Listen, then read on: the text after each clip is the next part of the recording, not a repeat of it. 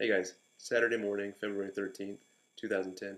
This is going to be the first post in a series of posts I want to do where I walk through building a business, a product from ground up, from square one. So I think it's going to be pretty fun. I've got this idea for a product called Watchdoggie. It monitors your website or your blog and sends you an alert if you experience any downtime. So the product is up. I've spent about 5 hours on it so far, and it's at watchdoggie.com. So it's still got a long way to go obviously, before it finds product market fit. And it's very basic right now. It's just a form. You submit your website URL and some contact information, and it starts monitoring your website. So let me show you what I've done already, and then I'm going to talk about next steps, and then we'll go through building the site together. So I hope it's a worthwhile experiment, and it's obviously got a long way to go, but let's build it, see what happens. Okay, so here's the website, and it's just at watchdoggie.com. As you can see, it's a real basic form. The user just comes in here, types in their website address that they'd like to monitor, and some sort of contact details, like a Twitter username or an email address, eventually maybe a cell phone number for SMS alerts. But basically, this is the address that Watchdoggie will notify if the website ever goes down. So right now I just have a basic placeholder set up. I actually have some code working to send out these alerts, but the server that needs to run the monitoring costs about $36 a month to run, and I just have it turned off right now since the website's not getting any impressions yet. No need to have that turned on. But I'll get into more implementation details in the follow-up video. I'm going to do these in two parts. I'm going to have a sort of the video aimed at the business perspective, if that's all you're interested in, and each video will be paired up with the technical implementation details so that you can learn more about how that's done, or my approach to that anyways. So in this video, I'm just going to describe what was involved in getting the website set up to this point. And obviously the first thing that you need to do is grab a domain name. And I'm fond of this website, jacknames.com. I've got several of my domain names here, but you can use, obviously, the most popular one is probably GoDaddy. Just look for a domain name that fits what you're trying to do on your market. It's purely branding. I think Watchdoggie is a good name for what I'm trying to do with this website. So once you have your domain name, not to marginalize that because it's very important, it usually takes days or weeks of brainstorming, and even if you do find a domain that fits, you might have to buy it on the secondary market. But for this purposes, I'm just going to assume that you have a domain name picked out, registered, purchased. Once that's done, you need to consider your site design. And I didn't want to spend too much time on this initially, so I grabbed a free CSS template that I found with just a basic Google search.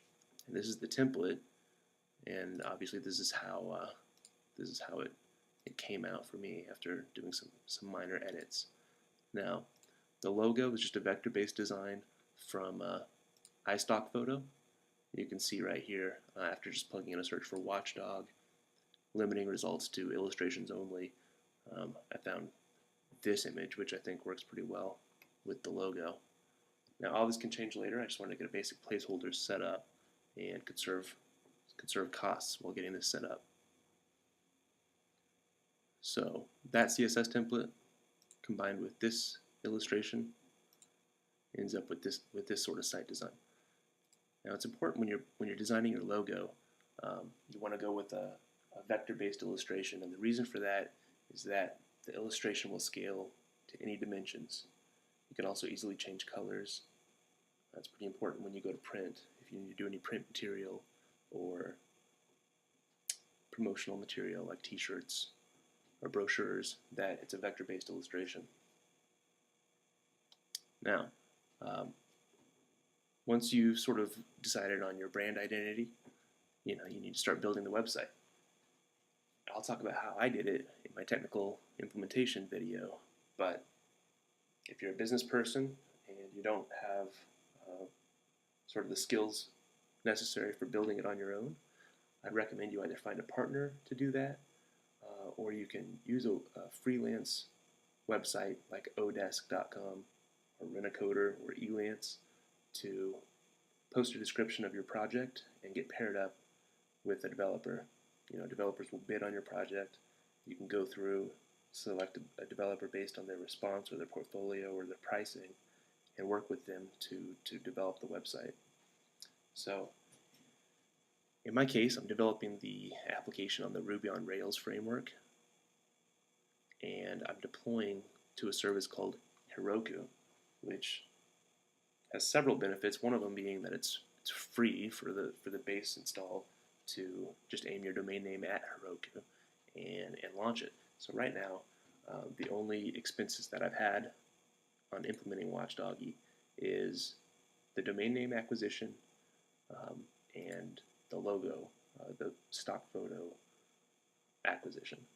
Heroku has been completely free for the hosting so far, and that's basically where I'm at. So stay tuned to the technical video if you want to see where we're at this point. The next step from the business perspective is to qualify the market. So I've opened up accounts on Google AdWords, Yahoo, Overture, and another couple of advertising networks to try and get some traffic aimed at the site, so I can start to get a feel for what the market demand is for the product. And years ago, I would have just jumped in and spent months developing the product before doing any sort of market research.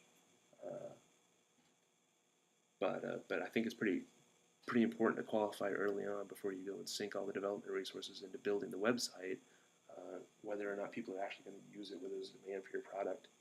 So along with that, you also want to do some sort of competitive analysis, figure out who else is playing in the market, and we'll talk about advertising, product market fit, and competitive analysis in my next video. So thanks for watching.